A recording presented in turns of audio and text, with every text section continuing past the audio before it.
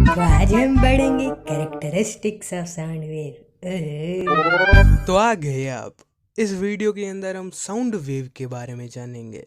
तो जैसे ये एक ट्यूनिंग फॉर्क है एंड ये वाइब्रेट हो रहा है, तो इसके आसपास जो पार्टिकल्स है वो भी वाइब्रेट होंगे। तो इन पार्टिकल्स के अंदर एक डिस्टरबेंस आ गई, ये पार्टिकल्स डिस्टर्ब हो गए ना, तो इस डिस्टरबेंस को हम कहते हैं वेव। तो साउंड एक वेव की फॉर्म में ट्रैवल करता है। तो जैसे ये ट्यूनिंग फॉर्क वाइब्रेट हो रहा है एंड साउंड प्रोड्यूस कर रहा है, तो ये साउंड इस डायरेक्शन के अंदर प्रोपोगेट हो रहा है, यानी इस डायरेक्शन के अंदर जा रहा है। एंड जो इसके पार्टिकल्स है वो आगे एंड पीछे वाइब्रेट हो रहे हैं, यानी पार्टिकल्स आगे जा रहे हैं या पीछे आ रहे हैं, पर साउंड इस डायरेक्शन के अंदर ट्रैवल कर रहा है। तो ये दोनों चीजें पैरेलल है, यानी पार्टिकल्स की वाइब्रेशन एंड साउंड का प्रोपोगेशन पैरेलल है। तो ऐसी वेव जिनके अंदर पार्टिकल्स की वाइब्रेशन एंड जो वेव का प्रोपोगेशन है वो पैरेलल होता है, उन वेव्स को हम कहते हैं लॉन्गिट्यूडनल वेव्स। तो साउंड एक तरह की लॉन्गिट्यूडनल वेव है एंड एक तरह की और वेव होती है, उस वेव का नाम है ट्रांसवर्स वेव।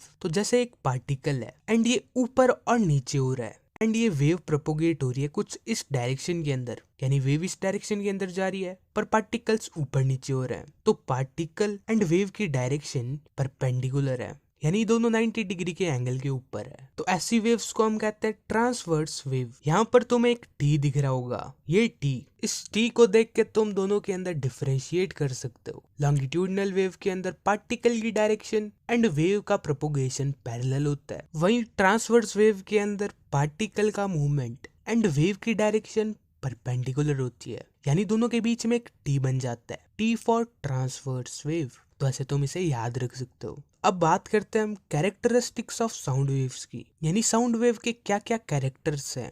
जैसे हम सब के अलग अलग कैरेक्टर्स होते हैं, वैसे साउंड वेव्स के कुछ कैरेक्टर्स होते हैं। तो जैसे ये एक स्पीकर है एंड इससे साउंड निकल रहा है एंड आसपास वाले पार्टिकल्स डिस्टर्ब हो गए, यानी कई कई पार्टिकल्स चिपक गए, कोई कोई पार्टिकल्स दूर दूर चले गए, तो ऐसे वेव ट्रैवल करती है। तो इस जगह पार्टिकल्स की डेंसिटी ज्यादा है, यहाँ पर पार्टिकल्स कंप्रेस हुए हुए हैं, तो इस रीजन को हम कहते हैं कंप्रेशन। एंड यहाँ पर पार्टिकल्स दूर दूर है, तो इस रीजन को हम कहते हैं रेयरफैक्शन। तो हम एक ग्राफ बनाते हैं। तो ग्राफ के इस साइड वाई एक्सिस के ऊपर हम डेंसिटी लेते हैं एंड एक्स एक्सिस के ऊपर डिस्टेंस लेते हैं। तो स्पीकर के ठीक आगे डेंसिटी ठीक ठाक है, यानी मीडियम डेंसिटी है। तो मीडियम डेंसिटी यानी ये बीच वाली लाइन यानी मीडियम डेंसिटी, ठीक ठाक है डेंसिटी, ना ही तो डेंसिटी ज्यादा है एंड ना ही डेंसिटी कम है। अगर डेंसिटी कम होगी तो हम ग्राफ के नीचे प्लॉट करेंगे एंड डेंसिटी ज्यादा होगी तो ग्राफ के ऊपर प्लॉट करेंगे। तो इस रीजन के ऊपर डेंसिटी ठीक ठाक है एंड जैसे जैसे हम आगे गए तो डेंसिटी बढ़ती गई। तो जैसे डेंसिटी बढ़ेगी तो हम ग्राफ को ऊपर ले जाएंगे एंड ऊपर देखो डेंसिटी आगे कम होती जा रही है, जैसे जैसे डिस्टेंस बढ़ रहा है वैसे वैसे डेंसिटी कम होती जा रही है। तो आगे डेंसिटी कम होगी तो ग्राफ नीचे गया एंड यहाँ पर फिर से डेंसिटी ठीक ठाक होगी एंड ये आगे ऐसा ही चलता जाएगा। तो हमें एक ग्राफ मिल गया, ये ग्राफ है वेव का। तो इस वेव का जो टॉप मोस्ट पार्ट है उसे हम क्रेस्ट कहते हैं, इस पार्ट को हम क्रेस्ट कहते हैं। एंड जो नीचे वाला पार्ट है जहाँ पर डेंसिटी एकदम ही कम है उसे हम ट्रफ कहते हैं। तो यहाँ से लेके यहाँ तक ये एक वेव है, तो इस वेव की लेंथ को हम कहते हैं वेव लेंथ। तो जो ये डिस्टेंस है ये वेव लेंथ है एंड इसे हम रिप्रेजेंट करते हैं लैम्डा से। एंड ये एक ग्रीक लेटर है जो है लैम्डा एंड वो रिप्रेजेंट करता है वेव लेंथ को, तो ये वेव लेंथ है। एंड अगर हम एक क्रेस्ट एंड दूसरे वाले क्रेस्ट के बीच का डिस्टेंस देखें तो उन दोनों के बीच वाला डिस्टेंस एंड ये नीचे वाला डिस्टेंस सेम ही होगा, तो हम इसे भी वेव लेंथ कह सकते हैं। एंड ऐसे ही जो नीचे वाले ट्रफ है उनके बीच का डिस्टेंस देखें तो वो भी वेवलेंथ होगा। तो वेवलेंथ को हम ऐसे डिफाइन कर सकते हैं, the distance between two consecutive crest और trough is known as wavelength. अब यहाँ पर कॉन्जिक्यूटिव क्या है? कॉन्जिक्यूटिव यानी एक के बाद एक, इस क्रेस्ट के बाद वाला क्रेस्ट अगर हम कॉन्जिक्यूटिव ना लिखे तो वो क्रेस्ट आगे वाला भी हो सकता है, तब वो वेवलेंथ थोड़ी रहेगी। तो कॉन्जिक्यूटिव लगाना मत भूलना। तो distance between two consecutive crest और trough is known as wavelength. And wave length है, लेंथ की ऐसा यूनिट होती है मीटर, तो वेव लेंथ की भी ऐसा यूनिट मीटर होगी। एंड इसे हम रिप्रेजेंट करते हैं लैम्डा से, ये साइन है उसका। अब एक और चीज आती है जो है एम्पलीट्यूड। तो ये जो बीच वाली लाइन है इसे हम कहते हैं मीन पोजीशन। मीन यानी बीच वाली, तो ये मीन पोजीशन है। एंड इस मीन पोजीशन से जो क्रेस्ट की दूरी है या फिर जो ट्रफ की दूरी है उसे हम एम्पलीट्यूड कहते हैं। एंड ये क्रेस्ट एंड ट्रफ ये एक्सट्रीम पोजीशन है। एक्सट्रीम यानी इनके आगे कुछ नहीं है, यानी वेव की मैक्सिमम पोजीशन या तो ऊपर क्रेस्ट तक हो सकती है या फिर नीचे ट्रफ तक हो सकती है। तो एम्पलीट्यूड को हम ऐसे डिफाइन कर सकते हैं, the distance from mean position to any extreme position. Extreme position यानी क्रेस्ट या ट्रफ, तो ये है एम्पलीट्यूड। इसे रिप्रेजेंट करते हैं हम ए से। तो अब ये एक लेंथ है, तो इसकी एसआई यूनिट क्या होगी? मीटर।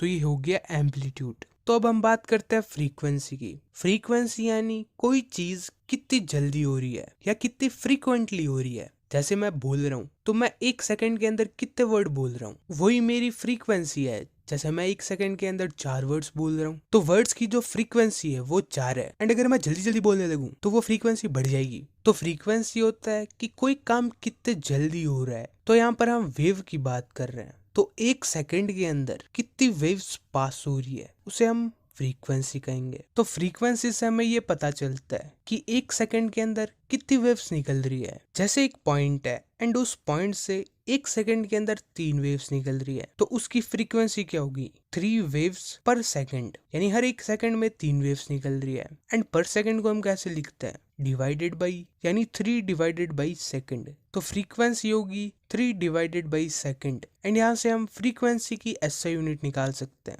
तो फ्रीक्वेंसी की एसआई यूनिट क्या हो जाएगी? पर सेकंड, यानी 1/सेकंड। एंड इस 1/सेकंड को हम कहते हैं हर्ट्ज। तो फ्रीक्वेंसी की एसआई यूनिट होती है हर्ट्ज।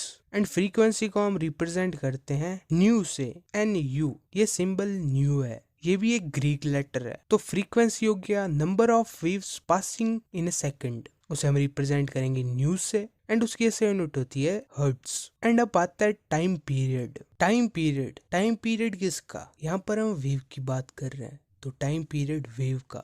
तो एक पॉइंट से एक वेव को पास होने के लिए जो टाइम लगता है उसे हम टाइम पीरियड कहते हैं। जैसे एक वेव है एंड वो 0.5 सेकंड ले रही है एक पॉइंट से पास होने के लिए, तो उसका टाइम पीरियड है 0.5 सेकंड। एंड टाइम पीरियड की एसआई यूनिट सेकंड ही होगी। एंड इसे हम रिप्रेजेंट करेंगे टी से। तो जैसे एक वेव की फ्रीक्वेंसी है 4 हर्ट्ज। 4 हर्ट्ज यानी 1 सेकंड के अंदर 4 वेव्स पास हो रही है। या हम इसे ऐसे भी लिख सकते हैं, 4 वेव्स को पास होने के लिए 1 सेकंड चाहिए। तो एक वेव को पास होने के लिए कितना टाइम चाहिए होगा? तो जब ये 4 वेव के साथ वाला 4 सेकंड की तरफ जाएगा, तो यहाँ पर ये मल्टीप्लाई हो रहा है, तो इस साइड जाके ये डिवाइड होगा। तो एक वेव को टाइम लगेगा 1/4 सेकंड। तो एक वेव को पास होने के लिए जो टाइम लगता है उसे हम टाइम पीरियड कहते हैं, यानी T is equal to 1/4 second. अब 4 डिवाइडेड बाई सेकंड है ये, जैसे ये उल्टा लिखा हुआ है, तो मतलब तो 4 डिवाइडेड बाई सेकंड ही है। एंड डिवाइडेड बाई सेकंड को हम क्या लिखते हैं? हर्ट्ज। तो ये हो जाएगा 1/4 हर्ट्ज। एंड ये 4 हर्ट्ज क्या थी? फ्रीक्वेंसी। तो हम 4 हर्ट्ज की जगह फ्रीक्वेंसी लिख सकते हैं, यानी न्यू। तो हमें एक रिलेशन मिल गया टाइम पीरियड एंड फ्रीक्वेंसी के बीच, जो कि T इज इक्वल टू 1/न्यू। या हम इसे ऐसे भी लिख सकते हैं, new is equal to 1/T। तो ये थे कुछ साउंड के कैरेक्टर्स। जैसे हमारे चेहरे के ऊपर नाक होता है, मुंह होता है और आंखें होती है, वैसे ये बेसिक कैरेक्टर्स है साउंड वेव के। एंड जैसे हर एक आदमी का चेहरा अलग अलग होता है, वैसे साउंड वेव्स भी अलग अलग होती है, क्योंकि ये जो कैरेक्टर्स हैं वो चेंज होते रहते हैं। तो अगली वीडियो के अंदर हम देखेंगे कि कौन सी चीजें अलग अलग साउंड को अलग अलग बनाती हैं। तो उस वीडियो का लिंक तुम्हें डिस्क्रिप्शन में मिल जाएगा।